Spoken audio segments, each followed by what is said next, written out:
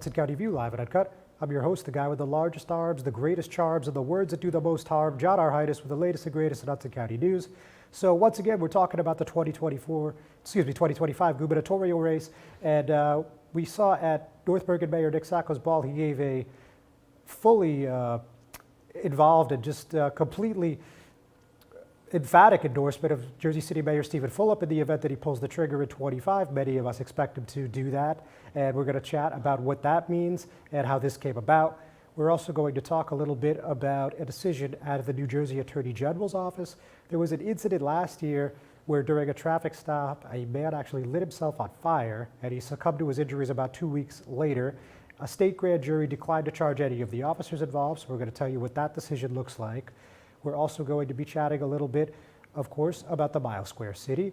And that's perfect because today our guest is Paul Presinzano. He's the founder of the Presinzano Civic Foundation, and he's also a former council at large candidate and possibly a candidate for next year as well. So we're going to get into that and a whole lot more right after a word from our sponsors. Burns Brothers Memorials, Monuments, and Markers, 787 Tunley Avenue, Jersey City. Hudson County's only monument maker, serving all faiths and cemeteries. Design, studio, and large inventory on site. Cemetery inscriptions and custom orders welcome. Burns Brothers Memorials, Monuments, and Markers, 787 Tunley Avenue, just south of Secaucus Road. Craftsmanship that will last for all eternity. Burns Brothers, Jersey City, Albert H. Hopper, North Arlington. Visit us on the net. Stevens Jersey City Ford, certified parts and service located at Route 440 and Communipaw Ave, is your #1 source for Ford and Lincoln automotive needs. We use certified Ford Motorcraft products to keep your Ford running in top shape. Motorcraft parts are backed with the Ford warranty, which includes a 2-year unlimited mileage guarantee. Our team will have the right Motorcraft part to ensure the best performance from your Ford or Lincoln. You can order in person at the parts counter or online. Let us help keep your Ford or Lincoln in the best shape at Stevens Jersey City Ford.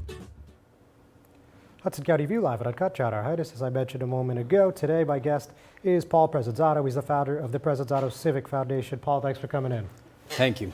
Thank you for having me, John. No problem. So just briefly, obviously most people know you through political scuttles in the Mile Square, but just quickly, if you could tell us a little bit about this foundation and what it's doing. It's a registered 501c3. I think living in Hoboken for 26 years, I've seen a lot of things come and go and a lot of things happen, and I think I'm at a point in my life where it's time for me to give back.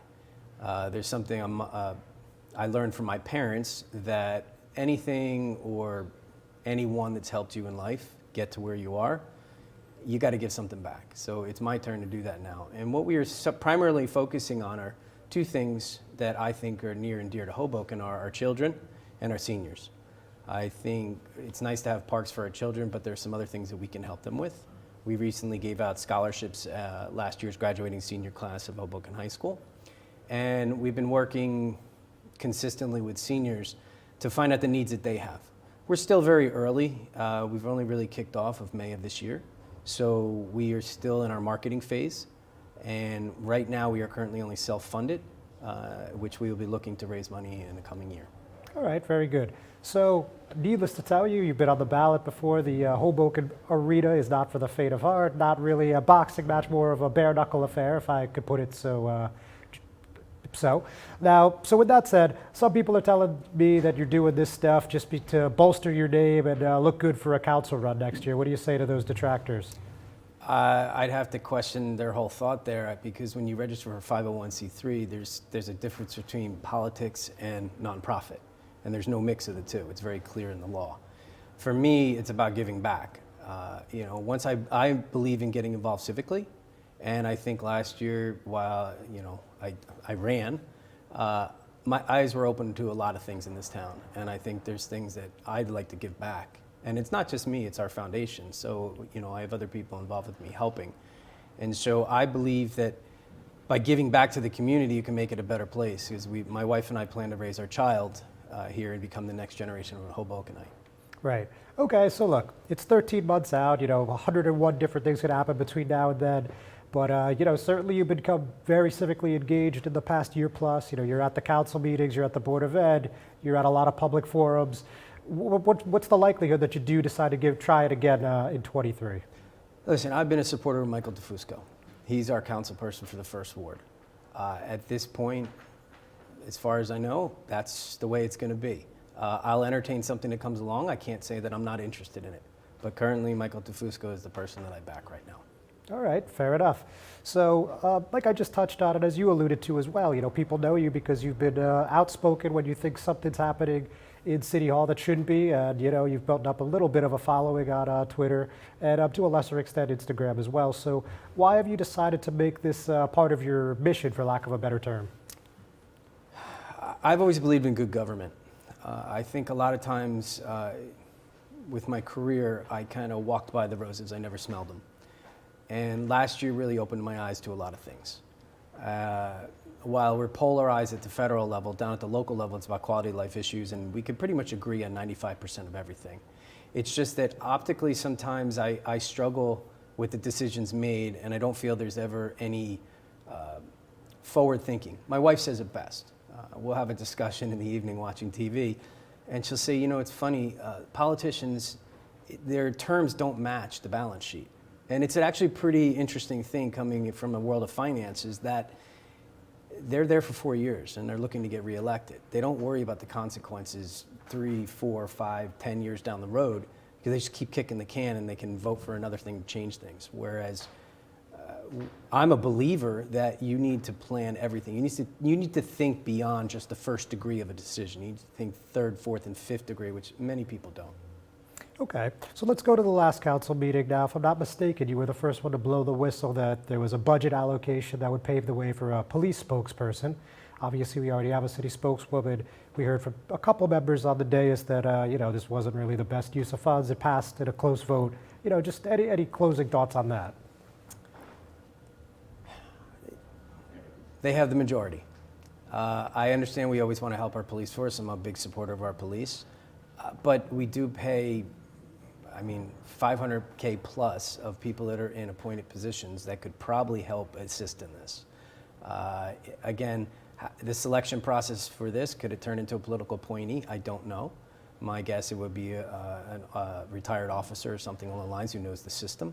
But again, I think we've struggled in this town to use a lot of the alert systems, Nixle for an example, in the correct manner.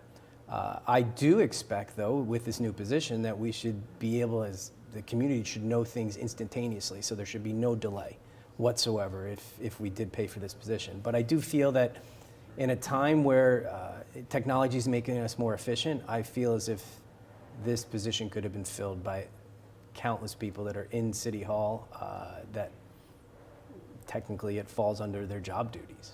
Very good. Paul, don't go anywhere. Ladies and gentlemen, don't go anywhere. We're just going to take a quick break. We'll be right back. Consumer Carpets, 3408 Kennedy Boulevard in the Jersey City Heights, your one-stop store for residential and commercial floor treatments, carpeting, linoleum, tiles, laminates, hardwood floors, area rugs, remnants, all major brands, all in stock. Free estimates, same-day installation. Consumer Carpets, it's savings, selection, installation. Credit cards and debit cards accepted. Financing available. Consumer Carpets, price to fit your budget, installation to fit your schedule. On the net at consumercarpets.com. Consumer Carpets, Jersey City, 201-792-2712. Good Friend Self-Storage in North Bergen, New Jersey is a fully climate-controlled facility equipped with state-of-the-art security, packing supplies, a Refer a Friend program, and multiple loading docks convenient for commercial use. Located just off of Route 3 at 4301 Tunnelly Avenue, Route 1 and 9. Call 201-867-2444 or visit us on the web today. Good Friend Self-Storage. Let us be your good friend. Hudson County View Live and Uncut. John R. Heinis. I'm still here with Paul Presinzano, who is the founder of the Presinzano Civic Foundation. Now, the other thing I wanted to touch on from the last council meeting was Union Dry Dock. We heard in June of 21, from the governor, from State Senator Stack, from NJ Sierra Club, and several others, of course, at the local level too. And they said, we're basically on the goal line with Union Dry Dock. The terms are drawn up and we're ready to go. And here we are again, ready to do eminent domain for, I think it's like the 4th or 5th time. It's happened quite a few times in the past 5-6 years. But so what's your take on that? I know you probably have some feelings there. Well, it was announced in the last election that it was a timely announcement. I feel that it seems like it's a political football. I think there was just a editorial written by somebody in Weehawken talking about the temporary station of the waterway over there, and they weren't that happy. Let's work together. I don't think eminent domain should be used. I think we throw it around too freely in Hoboken. While it is a great piece of land to complete the waterfront, which I'd like to see, it just seems as if there's a lot of problems with it. I don't know if we take that land, what we can do. You do have to understand what that was used for in the past. I'll let you do your own research on that, but it could be a little bit of a cleanup there as well. But maybe Governor Murphy can help. I just thought that this was signed, sealed, and delivered from the way it was delivered to everybody, the information, and now all of a sudden we have to use eminent domain, and the current administration is saying that it'll help speed things up. Well, I'm not so sure about that. Fair enough. So now, speaking of eminent domain, we got to talk a little bit about the Poggi Press and this municipal complex. So obviously, this is probably the topic that we've been talking about for the longest in 2022. We're talking the Mile Square City, right? Like the mayor mentioned this in his State of the City. That was in February. His office, mentioned something briefly to me maybe 2 weeks prior to that. And, we've been going through council meeting after council meeting where they were going to vote on the bonding ordinance. They didn't vote. They ended up pulling it.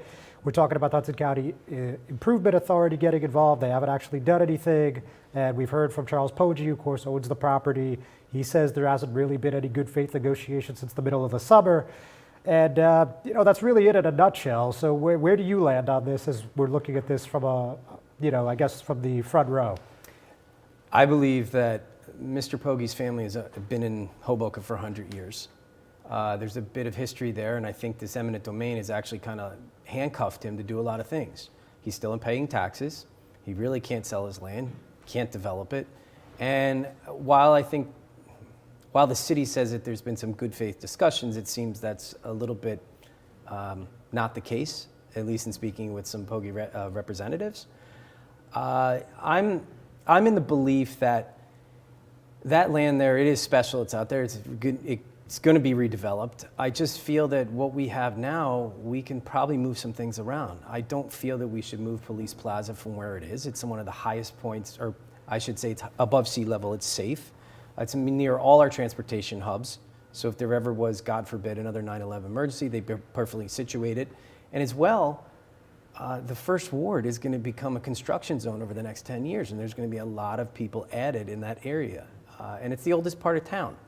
Now, the municipal, the Muni Palace, as I will call it, it's a great idea, but there's a lot of fluff in there that I think is promised, and it's at the north end of town that I don't think is ready yet for that. Two, the DPW garage is just another whole nightmare coming back from the Monarch deal that my personal belief is that was not managed correctly, and that we are being rushed to make a decision of where we have to move our DPW garage. And, it seems as if we have all these multi-$100 million projects going on in town. So real quick on the Yes. complex, so 192.5 million, like you said, quite a few amenities, the police, the fire, the OEM, the DPW, municipal court, council chambers. I believe there's even like a rooftop garden proposed, a pool. We could go on. So there's quite a few things there. Now, they're contractually obligated to have a new DPW. So if you're not going to go with the municipal complex, what do you think is the best course of action here? Well, I think a lot of those amenities that are a lot of the services that we need in the town, fire, police, and some other things. We have a great piece of land sitting there where the police station is. We have a beautiful parking lot next door that's huge. So build a new police station there, go up, put the fire command center in there as well, keep it all in one central place, make it efficient. The DPW garage, that's an interesting one. We do have some pieces around town. Of course, it's a hot potato where you're going to put it. It was supposed to be put back in Ward 5, and the residents there successfully fought it. It's something that where I can suggest to put it, I don't see why we gave that land away. I mean, it was perfect where it was. Everybody in the area accepted for what it was. I don't know why we need to go build this grandiose facility on the other side of town. Ideally, land is difficult to come by, but I do learn one thing is that you never sell land, you only buy it in Hoboken. And I think that's something that the town has looked in the history of what we've done, is that government has sold land, and that's to plug gaps. So while the city can take the land from Mr. Pogge, I don't believe that it's the right place to do it. It's great because there's nobody there now, but what happens down the road? That when there are people there. All right, so let's see, let's see if anyone in office takes you up on this renovation of the current police HQ. But Paul, thank you very much. Pleasure. Always Thank a you for having pleasure. me, Ladies John. and gentlemen, thanks for tuning in. We're not done yet. I'll be right back. Hi, I'm Joyce Waterman, your Jersey City Council President. Do you know there is a misconception about the Jersey City tax bill? As the Council President, I want it clear I'm only responsible for the city's budget. I have no authority over the Jersey City public school budget, none whatsoever. The last couple of years, the taxes went up due to the increase in the Jersey City Board of Ed budget. It has nothing to do with Jersey City. We need to come together and begin to make the Board of Ed accountable. Not only are our taxes unnecessarily high because of the increase in the school budget, but the United States Department of Education has determined that the state of New Jersey underfunded our district. Yes, we are underfunded. We, as residents, need to come together and raise our voice and ask the Board of Ed to be accountable, and also ask the state to be accountable. I'm Joyce Waterman, and now you know. Paid for by Jersey City. Make it better. Panepinto Properties, Jersey City, shaping the workplace with state-of-the-art office spaces and addresses your company desires. Building residences that define your home environment, adjacent to all modes of transportation with on-site parking available. The right address, the right lease. Call 201-521-9000 or visit online at panepintodevelopment.com. Panepinto Properties, building Jersey City for everyone. Newport, the luxury waterfront community on the Hudson River, offers a quality of life you deserve in one of our many high-rise towers.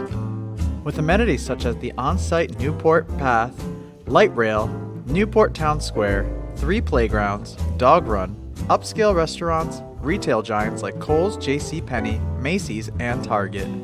Morton Williams and Acme Supermarket are just outside your front door. A health and fitness center, skating rink, and medical facilities are also on site. Enjoy the New York skyline from our waterfront and various parks. Manhattan is just one pass stop away, or quick ride through the Holland Tunnel. Nursery and private elementary schools all on site. 12-screen movie theater at the Newport Center Mall. Looking to visit? Stay at the Westin or Marriott Hotel.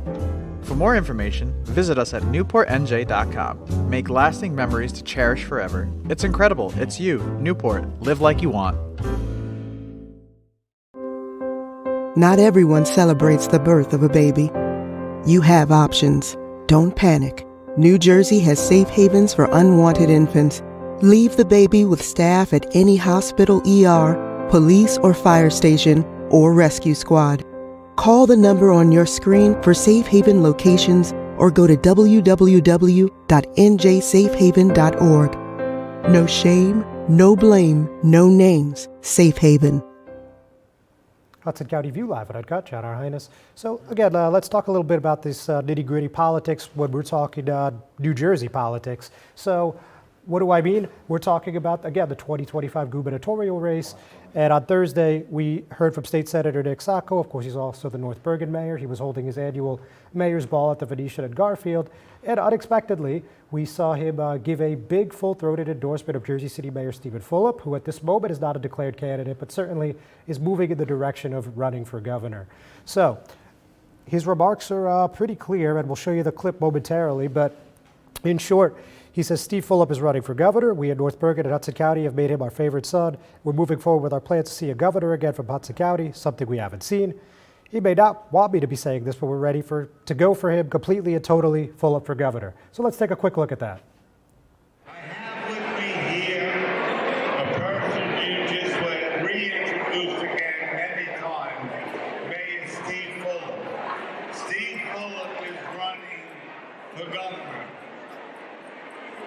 we in North Bergen and in Hudson County have made him our favorite son, and we're moving forward with our plans to see a governor again from Hudson County, something we haven't seen, and he may not want to be saying it, but we're ready to go to him completely and totally. Pete Fuller, the governor.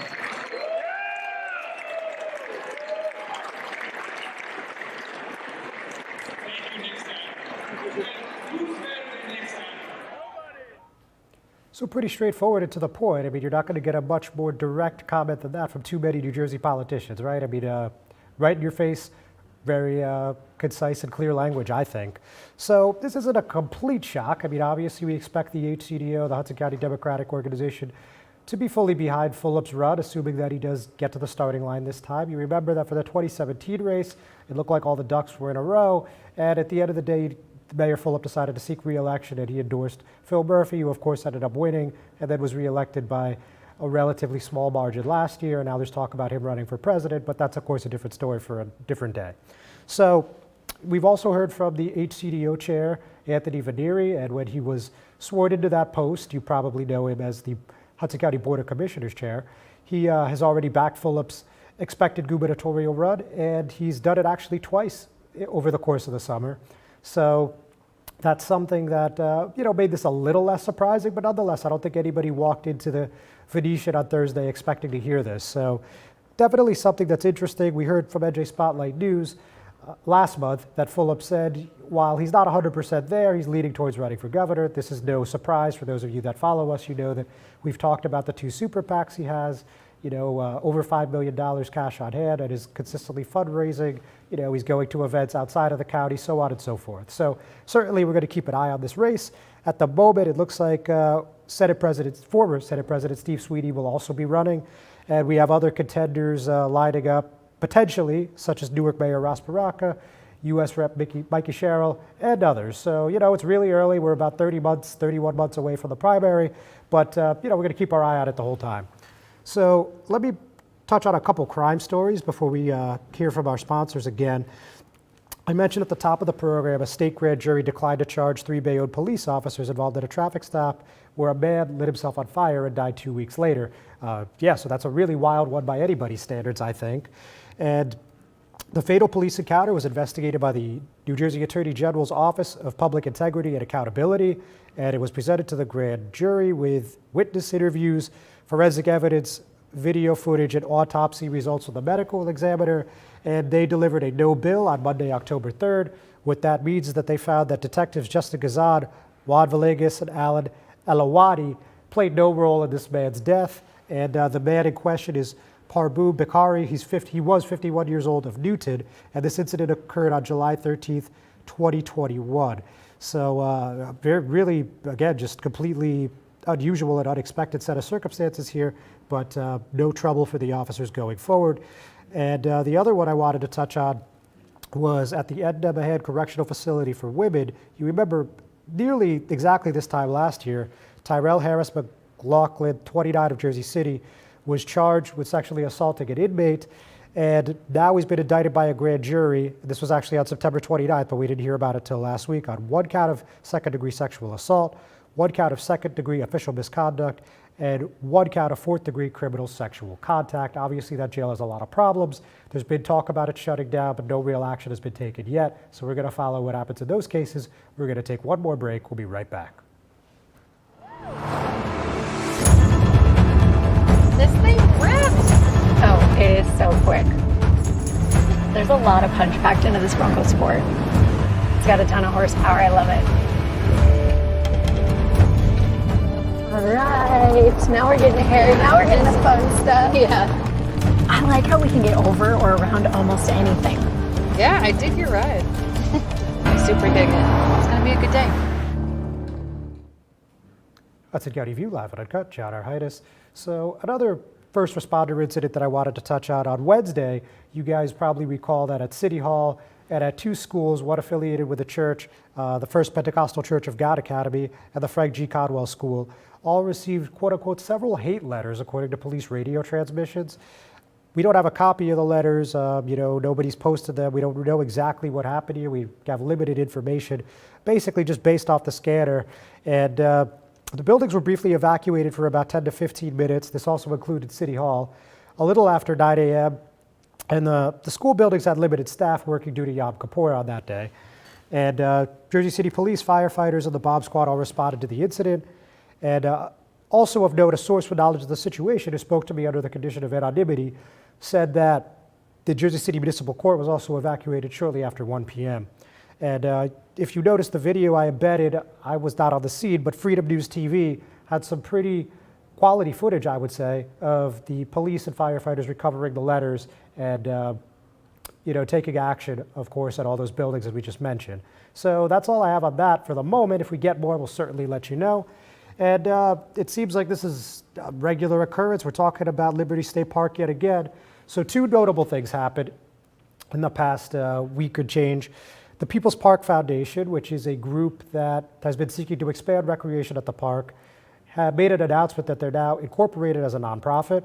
And this is run by legendary St. Anthony basketball coach Bob Hurley. He said, "The goal is to create exciting programs for all ages, which will include building a world-class community recreation center that will enable youth, teenagers, parents, and seniors to have their lives enriched.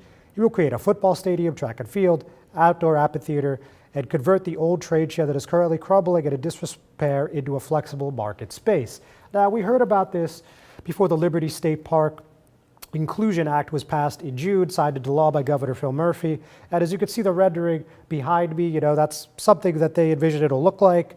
Obviously, that bill that I just mentioned will allocate $50 million to the New Jersey Department of Environmental Protection, and it'll be up to a 23-member task force to decide what gets approved and what doesn't. So, that might be a little overly ambitious. We heard a little bit about this plan throughout the hearings, but that is their vision right now. Interestingly, on Saturday, we heard from the Friends of Liberty State Park. They do an annual rally at Cave and Point every year, and they decided to do this again on Saturday morning. I think that was 11 a.m. And this is basically, they had a ton of elected officials speaking in favor of protecting Cave and Point. For those of you that don't know, after that Inclusion Act was signed into law, State Senator Brian Stack, of course the Union City Mayor as well, he put up a bill that's being referred to as the Cave and Point Protection Act, which would curb any development there. The reason that this is concerning for people that are advocates of the park is because if you remember in the spring and summer of 2020, Paul Fireman, the CEO of the Liberty National Golf Course, sought to expand the course into Cave and Point. Obviously, that never came to fruition. And he has formally abandoned the plan for over 2 years now, but people still worry that that might not always be the case. And there were quite a few elected leaders there. We had Assemblyman Raj Mukherjee. He was, of course, the original sponsor of the Liberty State Park Protection Act. We also had council members Frank Educational Gilmore, James Solomon, County Commissioner Bill O'Day, Rob Menendez, the likely congressman in the 8th District, Friends of Liberty State Park President Sam Pessin. The list goes on. Just wanted to read a quick quote from Commissioner O'Day. "Yes, for over 30 years we've had to fight for this park. Unfortunately, we're going to have to continue to fight because when you have the crown jewel, everyone's going to try to steal it. Everyone's going to try to buy it. The crown jewel must belong to the people and no one else. You can't buy it, you can't steal it, you can't legislate it. We have to make sure that's clear." So, ladies and gentlemen, thank you so much for joining me. Tune in on Friday at 5:30 p.m. where we're going to do a little telethon here to bolster those that were impacted by the hurricane. So stay tuned for more information on that, and I'll see you then.